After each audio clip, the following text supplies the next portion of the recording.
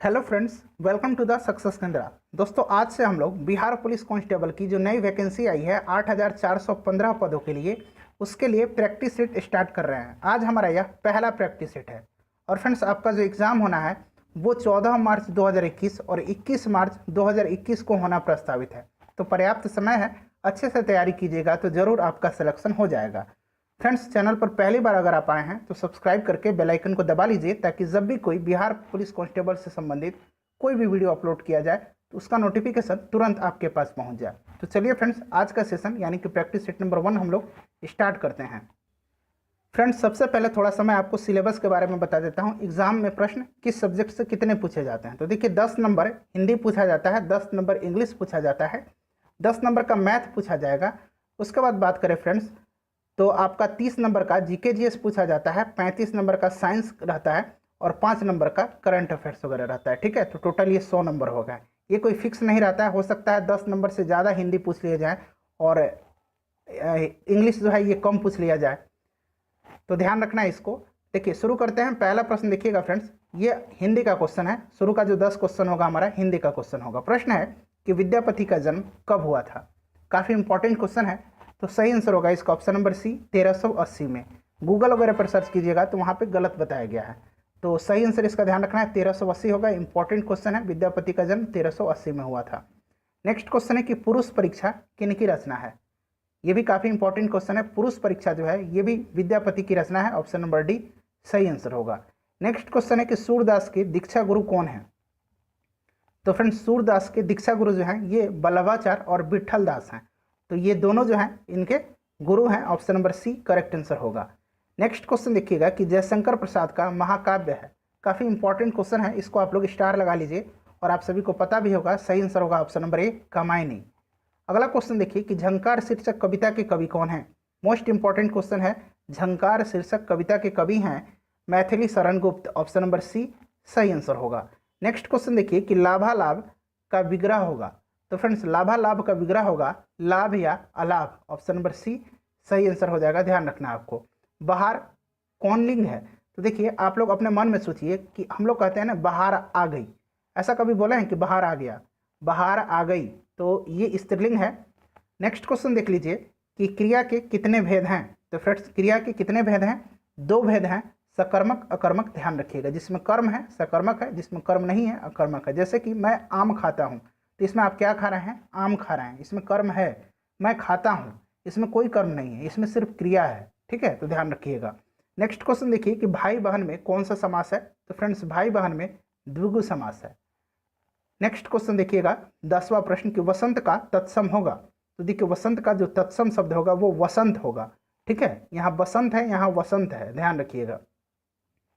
उसके बाद friends, question number 11 और 12 में इसमें एरर बताना है। ये क्वेश्चन का ये एक पार्ट है, बी पार्ट है, सी पार्ट है और ये नो एरर है।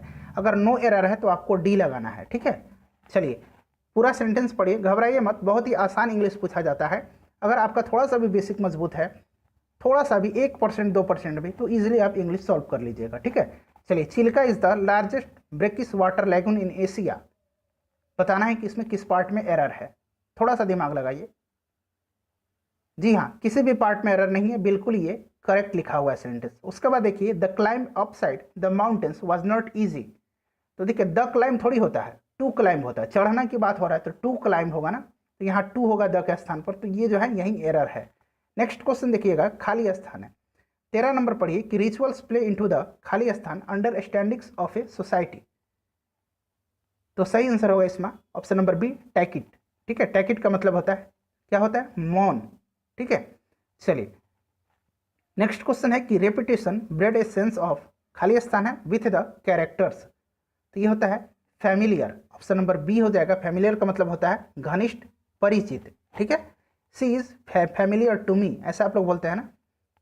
नेक्स्ट क्वेश्चन देखिएगा, अगला क्वेश्चन है फ्रेंड्स कि यहाँ से आपको सिमिलर मीनिंग बताना है। ठीक है, तो आइए देखते हैं क्वेश्चन नंबर 14 में देखिएगा कहा गया है, हाँ यहाँ पे।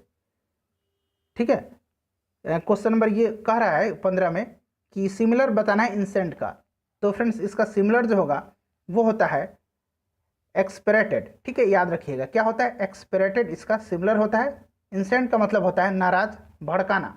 नाराज या भड़काना होता है, और एक्सपेक्टेड का भी भड़काना या उत्तेजित करना इसका मतलब होता है। तो दोनों सेम मीनिंग वाले सेंटेंस शब्द हैं। नेक्स्ट क्वेश्चन देखिएगा, इसमें अपोजिट शब्द बताना है, तो बताइएगा सेंटियंस का क्या होता है। तो देखिए सेंटियंस का मतलब होता है संवेदनशील, सचेतन, और इसका उल्टा क्या हो जाएगा, अचेतन हो जाएगा, जो असंवेदनशील है। तो इसमें से जो ये डिसरिगार्ड होगा ये हो जाएगा इसका उचित एंटोनिम, यानी कि उल्टा शब्द। ठीक है, चलिए नेक्स्ट क्वेश्चन देखिएगा। Next question from idiom phrase का है रैट रेस। रैट रेस का मतलब क्या होता है, आप हिंदी में इसको सोचिए। रैट रेस का मतलब क्या होगा, तो कठिन प्रतियोगिता, चूहों की भीड़ लगी हुई है। नहीं, चूहे कितने भीड़ में रहते हैं, रैट रेस। हिंदी में इसका मतलब होगा कठिन प्रतियोगिता। तो सही आंसर इसका देखिए ऑप्शन नंबर सी हो जाएगा, a way of life in which people are caught up in a fiercely competitive struggle for wealth of और पावर। ऑप्शन नंबर सी सही आंसर हो जाएगा। नेक्स्ट क्वेश्चन देखिएगा, अगला क्वेश्चन दिया हुआ है कि आपको एक शब्द बताना है। नहीं बोलते हैं कि ये वन वर्ड सब्स्टिट्यूशन को बोला जाता है, decay of organic matter producing at fetid smell, इसको क्या कहेंगे। तो फ्रेंड्स इसको क्या कहा जाता है, इसको कहा जाता है प्यूट्रीफाई। ठीक है, ध्यान रखिएगा। अगला क्वेश्चन देखिए, नेक्स्ट क्वेश्चन यहाँ पे इसमें से बताना है कि कौन सा मिस स्पेल्ड है, यानी कि ये सही नहीं लिखा हुआ है। हिंदी में आप लोग पढ़ते हैं ना कि कौन सा शब्द सही है, इसमें से चुनना है, तो यही आपको बताना है। तो देखिए इसमें से अगर बात करें 19 का, तो 19 में जो ये बी लिखा हुआ है ना, ये मिस स्पेल्ड है। ठीक है, ब्रीविंग जो है ये गलत लिखा हुआ है, ब्रीविंग लिखाएगा BEREVING। ठीक है, ध्यान रखिएगा। चलिए अगला क्वेश्चन देखिए, नेक्स्ट है कि इसमें से भी चुनना है कि कौन सा गलत है। तो सही आंसर हो जाएगा, यहाँ माफ कीजिएगा, यहाँ पूछा गया है कि हाँ word is correctly which one is correctly spelled, यानी कि सही लिखा हुआ है।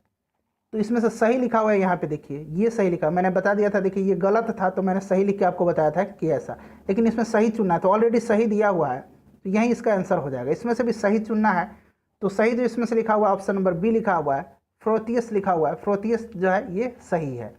अगला क्वेश्चन देखिएगा, उसके बाद नेक्स्ट क्वेश्चन देख लीजिए फ्रेंड्स। इसमें दिया हुआ है कि एक आयत की लंबाई, और यहाँ से हम लोग मैथ के क्वेश्चन सॉल्व करेंगे। तो मैथ का क्वेश्चन बहुत ही आसान है, इसका पीडीएफ मैं आपको जब टेलीग्राम पर दूंगा तो वहाँ से आप लोग भी सॉल्व कर सकते हैं। तो एक दो प्रश्न मैं सॉल्व करके आपको बता देता हूँ। देखिए एक आयत की लंबाई और चौड़ाई, लंबाई जो है चौड़ाई से 24 सेंटीमीटर अधिक है। तो मान लीजिए आप कि चौड़ाई कितनी है, चौड़ाई x है, लंबाई कितनी हो जाएगी x + 24। उसके बाद कह रहा है कि उसका परिमाप दिया हुआ है। तो आयत का परिमाप आपको पता होता है, क्या होता है 2 × लंबाई जोड़ चौड़ाई। तो आप लोग यहाँ जब लिखिएगा क्या होता है 2 × लंबाई जोड़ चौड़ाई, तो लंबाई x है, फिर यहाँ x + 24 हो जाएगा ना, और इक्वल टू कितना है 112 है। इधर ये 2 आ जाएगा, यहाँ से आप लोग x का वैल्यू निकाल लीजिएगा, और x के वैल्यू निकालने के बाद आप लोग लंबाई और चौड़ाई दोनों ज्ञात कर सकते हैं। ठीक है, कर लीजिएगा। सही आंसर इसका ऑप्शन नंबर ए हो जाएगा। आपसे पूछा गया है कि लंबाई कितनी होगी, तो 40 सेंटीमीटर। अगला क्वेश्चन देखिए, इसमें भी आपको कुछ भी नहीं करना है। इसमें क्या करना है, आपको जस्ट आपको बदलते जाना है। ये देखिए कॉट का क्या होता है, तो कॉट का cos θ / sin θ होता है, आप सभी को पता होगा मेरे ख्याल से। ठीक है, उसके बाद बात करें तो कॉसेक का क्या हो जाएगा, तो 1+ क्या होता है, कॉसेक का 1+ कॉसेक है ना, तो sin θ हो जाएगा। ठीक है फ्रेंड्स, 1+ sin θ। उसके बाद सेम इधर भी आपको चेंज कर देना है, tan का क्या हो जाएगा sin θ / cos θ। सेक का क्या होता है, तो 1/cos θ। सेम सबको बदल के और सबको जोड़ना है, सबको जोड़िएगा आप, तो आपको लास्ट में मिलेगा क्या, मिलेगा यहाँ पर sin θ + cos θ का होल स्क्वायर प्लस, माफ कीजिएगा -1/sin θ × cos θ। तो जब इसको a + b के होल स्क्वायर पर तोड़ दीजिएगा तो आपको आंसर निकल के आ जाएगा। ठीक है फ्रेंड्स, इसका पीडीएफ मैं आपको टेलीग्राम पर दे दूंगा, आप लोग वहाँ से बना लीजिएगा। और ये देखिए प्रोबेबिलिटी का क्वेश्चन है, 20 हरी गेंद है और 50 लाल गेंद है, तो हरी गेंद चुनने की संभावना कितनी है, तो हरी गेंद पूछा जा रहा है। तो ध्यान रखिएगा हरी गेंद तो 20 ऊपर हो जाएगा, और 20 बॉल कितने हो जाएंगे, 20 + 15 जोड़ दीजिएगा टोटल बॉल, तो ये आपका निकल के आ जाएगा 4/7। ठीक है, चलिए आते हैं अब हम लोग क्वेश्चन नंबर 30 पर। ठीक है, 31 पर, 30 तक क्या है, 30 तक जो है फ्रेंड्स आपका क्या है, मैथ है। तो हम लोग आते हैं क्वेश्चन नंबर 31 पर। ठीक है, चलिए देखिएगा क्वेश्चन नंबर 31 है यहाँ से कि प्राचीनतम भारतीय विश्वविद्यालय के अवशेष कहाँ हैं। ठीक है, तो फ्रेंड्स ये है तक्षशिला में, ध्यान रखिएगा कहाँ पे है, तक्षशिला में है। और भारत का जो प्राचीनतम विश्वविद्यालय है ये तक्षशिला है, जहाँ पर चाणक्य, जीवक, चंद्रगुप्त मौर्य जैसे व्यक्ति को शिक्षा प्राप्त हुआ था, और ये वर्तमान में पाकिस्तान में है। इस बात को भी आपको ध्यान रखना है। नेक्स्ट क्वेश्चन देखिएगा कि सर्वेंट ऑफ इंडिया सोसाइटी के संस्थापक कौन थे। तो सर्वेंट्स ऑफ इंडिया सोसाइटी, इसके संस्थापक कौन है बताइए। इंपॉर्टेंट क्वेश्चन है, काफ़ी इंपॉर्टेंट क्वेश्चन है, बताइएगा।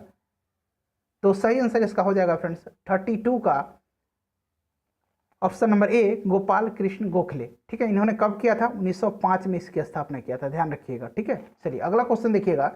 नेक्स्ट क्वेश्चन है हमारा 33 नंबर कि भारत के ग्रैंड ट्रंक रोड किसके शासनकाल में बनाए गए थे। तो फ्रेंड्स ये बनाए गए थे शेरशाह सूरी के शासनकाल में, ऑप्शन नंबर सी सही आंसर इसका हो जाएगा। अगला क्वेश्चन है कि फ्रेंच ईस्ट इंडिया कंपनी का गठन कब हुआ था। तो फ्रेंच ईस्ट इंडिया कंपनी का गठन जो है यह 1664 में हुआ था, ध्यान रखिएगा 1664 में हुआ था। 1600 में ब्रिटिश ईस्ट इंडिया कंपनी की स्थापना हुई थी। ठीक है, ध्यान रखना आपको। चलिए अगला क्वेश्चन देखिएगा कि गौतम बुद्ध का जन्म स्थान था।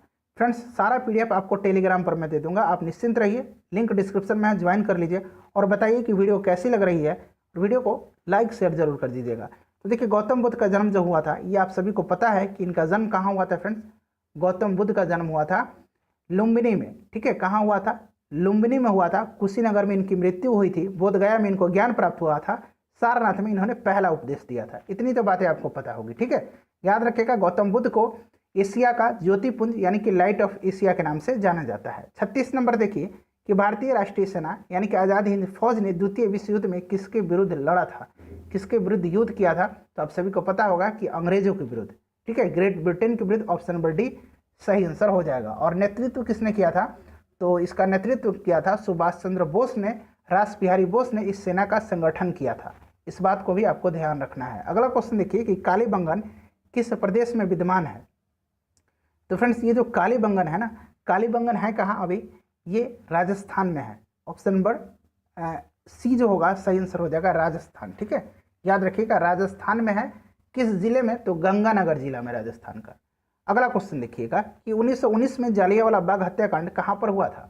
तो इसका डेट याद रखिएगा 13 अप्रैल 1919 को जालियांवाला बाग हत्याकांड जो हुआ था ये अमृतसर में हुआ था। कहाँ हुआ था, अमृतसर में हुआ था। रॉलेट एक्ट जो काला कानून के नाम से जाना जाता है, इसका राष्ट्रव्यापी विरोध हुआ था यहाँ पर, और इसी पर जनरल डायर ने जो है गोलियां चलवाई थी।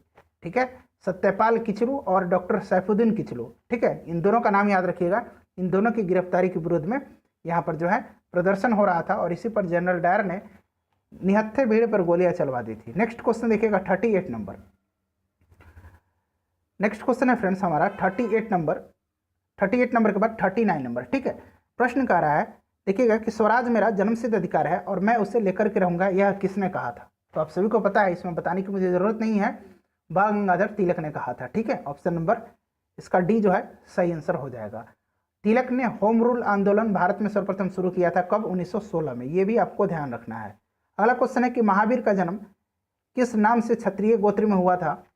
इंपॉर्टेंट है, ज्ञात्रिक। ठीक है, ऑप्शन नंबर बी सही आंसर हो जाएगा। 540 ईसा पूर्व में इनका जन्म हुआ था, याद रखना है, इंपॉर्टेंट है। ठीक है, चलिए, और ये जैन धर्म के कौन से तीर्थंकर थे, तो अंतिम तीर्थंकर थे। आप लोग क्रम बताइएगा कि जैन धर्म के कौन से तीर्थंकर थे। अगला क्वेश्चन देखिएगा कि कांग्रेस ने भारत छोड़ो आंदोलन का प्रस्ताव किस वर्ष पारित किया।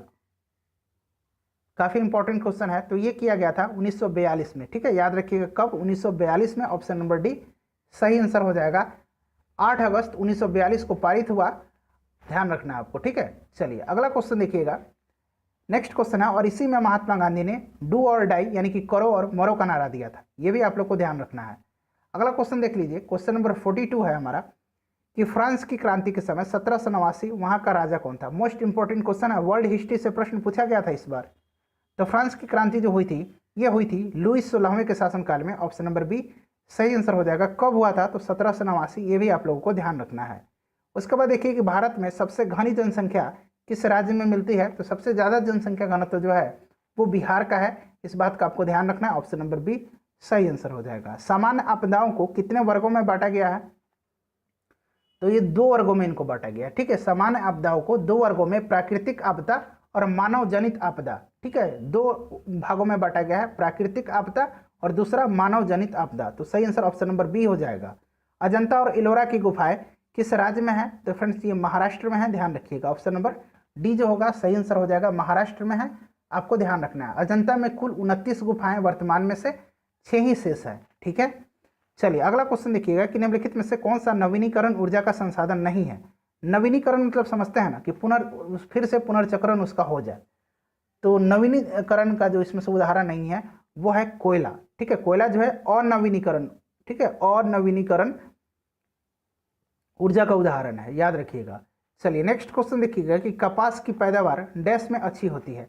तो कपास जो होती है काली मिट्टी में होती है, आप सभी को पता होगा काली मिट्टी में होती है, और काली मिट्टी को रेगुर मिट्टी के नाम से भी जाना जाता है। इस बात को भी ध्यान रखना है, कभी कभी आपको रेगुर मिट्टी रहेगा तो ध्यान रखिएगा।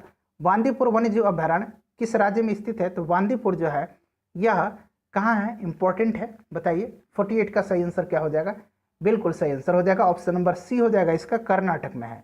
नेक्स्ट क्वेश्चन देखिए, और बिहार में एकमात्र राष्ट्रीय उद्यान है वाल्मीकि राष्ट्रीय उद्यान, जो कि बिहार के पश्चिम चंपारण जिले में है।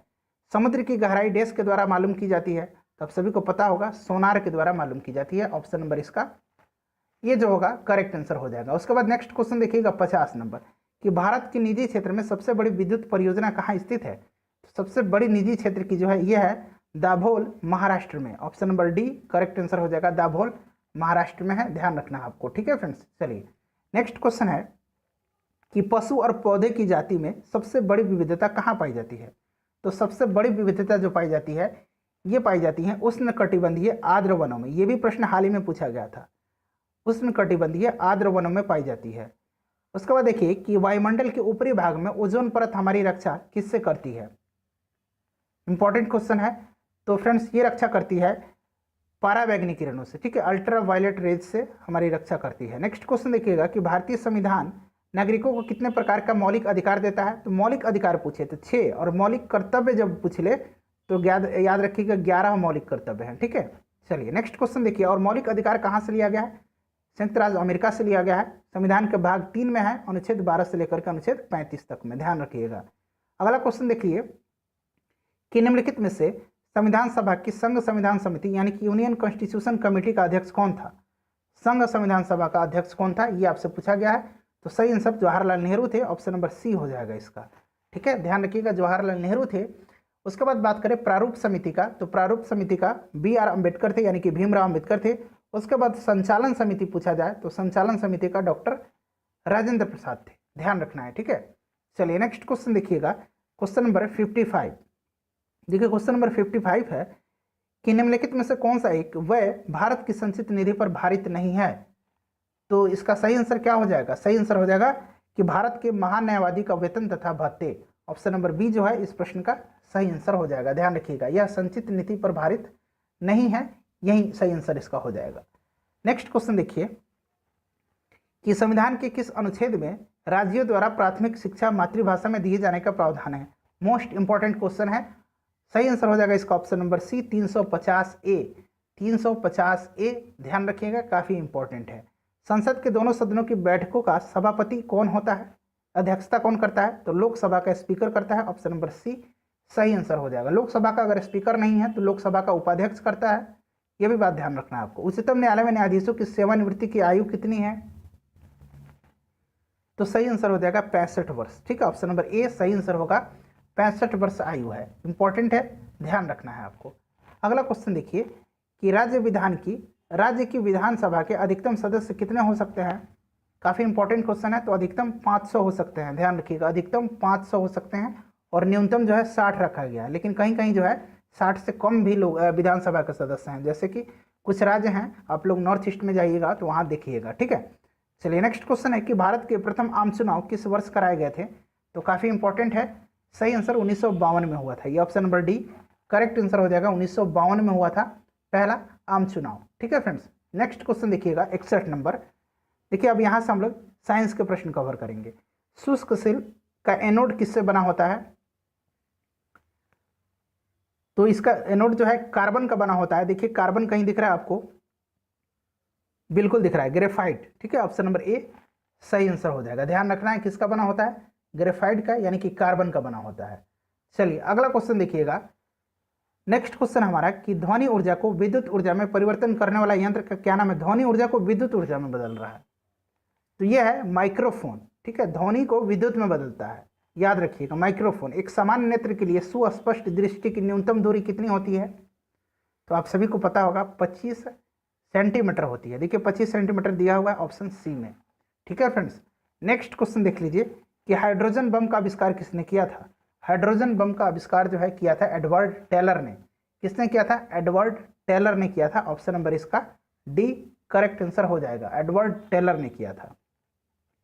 उसके बाद आप देख सकते हैं यहाँ पे नेक्स्ट क्वेश्चन में पूछा गया है कि निम्नांकित में से ध्वनि का वेग सर्वाधिक किसमें होता है। तो ध्वनि का सर्वाधिक वेग होता है फ्रेंड्स किसमें, इस्पात में। ठोस में सबसे ज़्यादा होता है, तो इस्पात में सबसे अधिक होगा, याद रखिएगा, काफ़ी इंपॉर्टेंट क्वेश्चन है। उसके बाद देखिए पूछा गया है कि मानव का सामान्य रक्तदाब। ये प्रश्न बार बार पूछा जाता है, बार बार रिपीट हुआ है ये प्रश्न, तो आप सभी को पता होगा ये होता है 120/80। ठीक है, 120/80 होता है। ध्यान रखिएगा रक्तदाब किससे मापा जाता है, तो स्फिग्मोमैनोमीटर से। स्फिग्मोमैनोमीटर से रक्तदाब मापा जाता है। मनुष्य के रक्त का पीएच कितना होता है, 7.4 होता है। शरीर में कितना प्रतिशत रक्त होता है, तो 7%। वजन का 7% जो है रक्त होता है। रक्त एक तरल संयोजी ऊतक है, ये भी ध्यान रखिएगा। तो इतनी सारी बातें मैं बता दिया आपको। किलोवाट घंटा किसकी यूनिट है, तो यह जो है किलोवाट, वाट जहां लग जाए समझिए कि यह किसका, शक्ति का है। ऑप्शन नंबर बी सही आंसर हो जाएगा, शक्ति का है। ध्यान रखिएगा, इंपॉर्टेंट है। चलिए नेक्स्ट क्वेश्चन देख लीजिएगा। किलोवाट जो है ना, ये ऊर्जा का इकाई है, माफ कीजिएगा ऊर्जा का इकाई है। ठीक है, किलोवाट लिखा हुआ है, तो ये ऊर्जा की यूनिट है। कार्य का मात्रक जूल होता है, ध्यान रखिएगा। बल का मात्रक न्यूटन होता है, इंपॉर्टेंट है, ध्यान रखिएगा। चलिए अगर संवेग का पूछे तब तो किलोग्राम मीटर पर सेकंड होता है। ठीक है, केजी मीटर पर सेकंड होता है। ठीक है, ध्यान रखिएगा संवेग का। अगला क्वेश्चन देखिए, शक्ति का वाट होता है सिर्फ। नेक्स्ट क्वेश्चन देख लीजिए कि उपास्थि तथा हड्डियों के निर्माण और संपोषण के लिए आवश्यक तत्व कौन सा है। तो ये आवश्यक तत्व जो है कैल्शियम है। आप सभी को पता होगा कैल्शियम की कमी से हड्डी वगैरह में दर्द होती है, हड्डियाँ कमजोर हो जाती है। जैसे जैसे आपकी उम्र बढ़ती है वैसे वैसे हड्डियाँ कमजोर होने लगती है। मिल्क ऑफ मैग्नीशिया, काफ़ी इंपॉर्टेंट क्वेश्चन है, का एक निलंबन है। तो मिल्क ऑफ मैग्नीशिया जो है फ्रेंड्स, ये किसका निलंबन है, मैग्नीशियम हाइड्रोक्साइड का। ध्यान रखिए किसका, मैग्नीशियम हाइड्रोक्साइड का। नेक्स्ट क्वेश्चन है कि प्लास्टर ऑफ पेरिस का रासायनिक सूत्र क्या है। तो फ्रेंड्स प्लास्टर ऑफ पेरिस का जो रासायनिक सूत्र है, सही आंसर इसका क्या हो जाएगा, सही आंसर हो जाएगा इसका कैल्शियम सल्फेट हेमीहाइड्रेट। इसको कहा जाता है कैल्शियम सल्फेट हेमीहाइड्रेट, यहाँ मैं लिख देता हूँ। ठीक है, ये फॉर्मूला आपको याद रखना है। अगला क्वेश्चन देखिएगा 71 नंबर। 71 नंबर कहा जा रहा है फ्रेंड्स, यहाँ है स्टेनलेस स्टील किसकी एक मिश्र धातु है। तो स्टेनलेस स्टील जो है यह मिश्र धातु होती है लोहा, क्रोमियम और निकेल का, तीनों का होता है। ध्यान रखिए, कहीं कहीं लोहा सिर्फ क्रोमियम दिया रहेगा, कहीं कहीं लोहा और निकेल दिया रहेगा। तो ध्यान रखिएगा लोहा या क्रोमियम दिया हो या फिर लोहा या निकेल दिया हो। अगला क्वेश्चन है कि कांच का नीला रंग निम्नलिखित में से कौन प्रदान करता है। तो कांच का नीला रंग जो है यह प्रदान करता है, कौन प्रदान करता है, कोबाल्ट ऑक्साइड करता है। ध्यान रखिएगा, बार बार ये प्रश्न रिपीट किया जाता है। जल का घनत्व 1 ग्राम पर सीसी, यह बिल्कुल सही है। कितने तापमान पर होता है, तो फ्रेंड्स ये जो होता है ये होता है 4 डिग्री सेल्सियस पर। ठीक है, जलों का घनत्व जो है 4 डिग्री पर अधिकतम होता है और आयतन 4 डिग्री पर न्यूनतम होता है। दोनों ध्यान रखिएगा, बार बार ये प्रश्न पूछा गया है, फॉरेस्ट गार्ड में भी पूछा गया था। रक्त अस्कंदन में कौन सा विटामिन क्रियाशील होता है।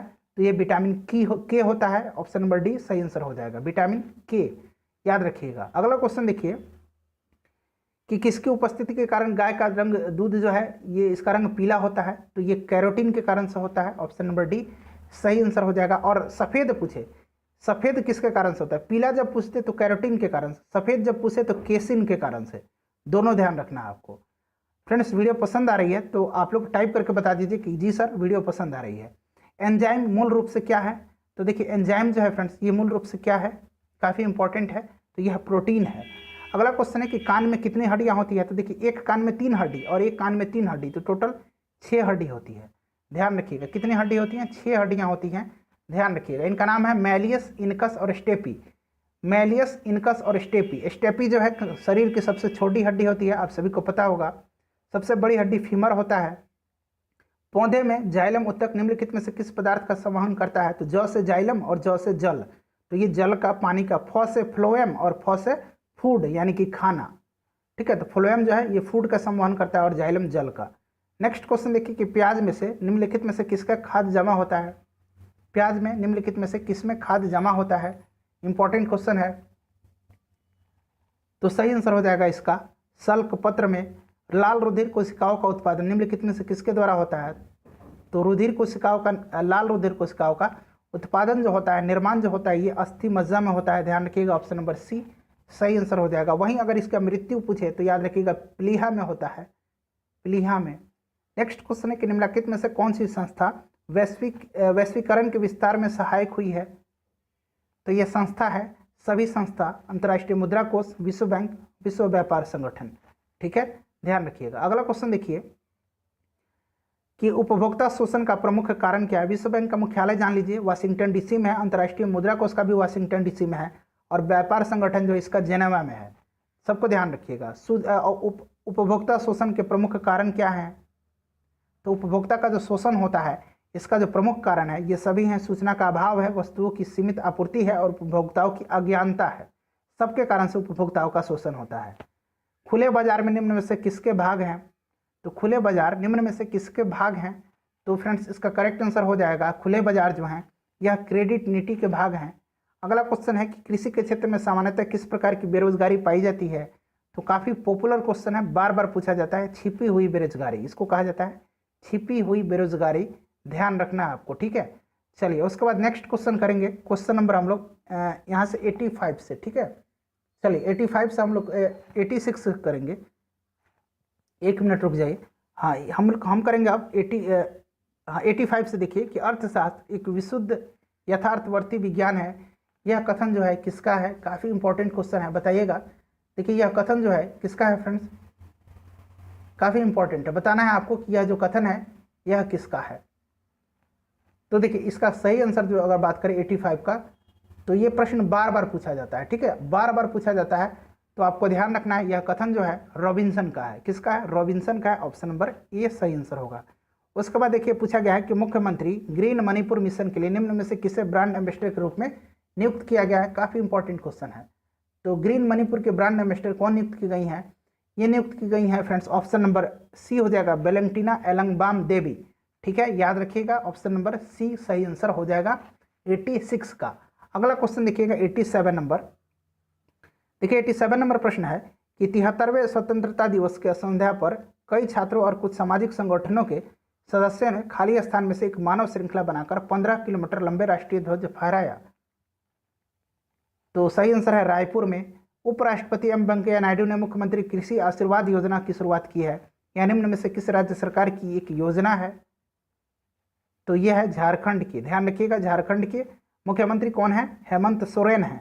हाल ही में international Indian film festival of Boston में द लास्ट कॉलर के लिए सर्वश्रेष्ठ अभिनेत्री का पुरस्कार किसको दिया गया है? तो ये दिया गया है नीना गुप्ता को। काफ़ी इंपॉर्टेंट है नीना गुप्ता, ध्यान रखना आपको। मरबत त्यौहार कहाँ मनाया गया था? तो मरबत त्यौहार जो है फ्रेंड्स ये कहाँ मनाया गया था? बताइए, सही आंसर हो जाएगा नागपुर में। नेक्स्ट क्वेश्चन है कि कौन सा देश 2020 में G20 शिखर सम्मेलन की मेजबानी किया है? तो ये किया है सऊदी अरब। भारत जो करेगा ये 2022 में करेगा, ध्यान रखिएगा। नेक्स्ट क्वेश्चन है कि भारतीय क्रिकेट पुरुष टीम के कोच कौन है? तो ये रवि शास्त्री हैं, आप सभी को पता होगा। नेक्स्ट क्वेश्चन देखिए 93 नंबर कि पूर्व केंद्रीय मंत्री बंडारू दत्तात्रेय किस राज्य के राज्यपाल बने हैं? तो बंडारू दत्तात्रेय जो है ये हिमाचल प्रदेश का राज्यपाल है। नेताजी सुभाष राष्ट्रीय खेल संस्थान कहाँ है? काफ़ी इंपॉर्टेंट क्वेश्चन है, पटियाला पंजाब में है, ध्यान रखिएगा। उसके बाद है कि वर्शिपिंग फॉल्स गॉड। वर्शिपिंग मतलब पूजा करना होता है, ठीक है, अंग्रेजी में इसको लिखा जाता है वर्शिपिंग फॉल्स गॉड यानी कि गलत भगवान नामक पुस्तक किसने लिखा है? तो इस पुस्तक को लिखा है अरुण शौरी ने। एशियन विकास बैंक का मुख्यालय कहाँ है? तो फ्रेंड्स इसका मुख्यालय जो है ये फिलीपींस के मनीला में है। ध्यान रखिएगा, कहाँ पे है? फिलीपींस के मनीला में है, बार बार पूछा जाता है, तो ध्यान रखना है आपको, ठीक है। फिलीपींस के मनीला में है और इसकी स्थापना 1966 में हुई थी, ध्यान रखिएगा। और वर्तमान में इसके उपाध्यक्ष बनाए गए हैं भारत के अशोक लवासा, ठीक है, ध्यान रखिएगा। विंग्स ऑफ फायर किसकी पुस्तक है? तो ये अब्दुल कलाम साहब की है, एपीजे अब्दुल कलाम। प्रत्येक वर्ष अंतर्राष्ट्रीय महिला दिवस कब मनाया जाता है? काफ़ी इंपॉर्टेंट क्वेश्चन है। तो सही आंसर हो जाएगा इसका ऑप्शन नंबर ए हो जाएगा, 8 मार्च के दिन मनाया जाता है। ठीक है, चलिए नेक्स्ट क्वेश्चन देखिएगा कि बड़ा इमामबाड़ा कहाँ स्थित है? तो देखिए बड़ा इमामबाड़ा जो है कहाँ स्थित है बताइए। और आप लोग पहले बताइए कि पर्यावरण दिवस कब मनाया जाता है, विश्व पर्यावरण दिवस कब मनाया जाता है? बड़ा इमामबाड़ा कहाँ स्थित है? तो बड़ा इमामबाड़ा जो है यह लखनऊ में है, याद रखिएगा, बड़ा इमामबाड़ा लखनऊ में है। उसके बाद देखिए संकेताक्षरों TRP, याद देखिए TRP यही लिखा हुआ है, से क्या अभिप्राय है? तो इसका टेलीविजन रेटिंग पॉइंट होता है। TRP आपने सुना होगा कि न्यूज़ चैनल वाले TRP को बटोर रहे हैं, तो टेलीविजन रेटिंग, ठीक है, याद रखिएगा television rating point. Option number D जो है इसका सही आंसर हो जाएगा, television rating point, option number D. तो फ्रेंड्स 100 क्वेश्चन मैंने आपको करा दिया। तो प्लीज़ फ्रेंड्स वीडियो को एक लाइक और शेयर जरूर कर दीजिएगा। डेली आपको प्रैक्टिस सेट मिलेगा, चैनल को सब्सक्राइब करके बेल आइकन को जरूर दबा लीजिए। मिलते हैं नेक्स्ट वीडियो में। Thanks for watching.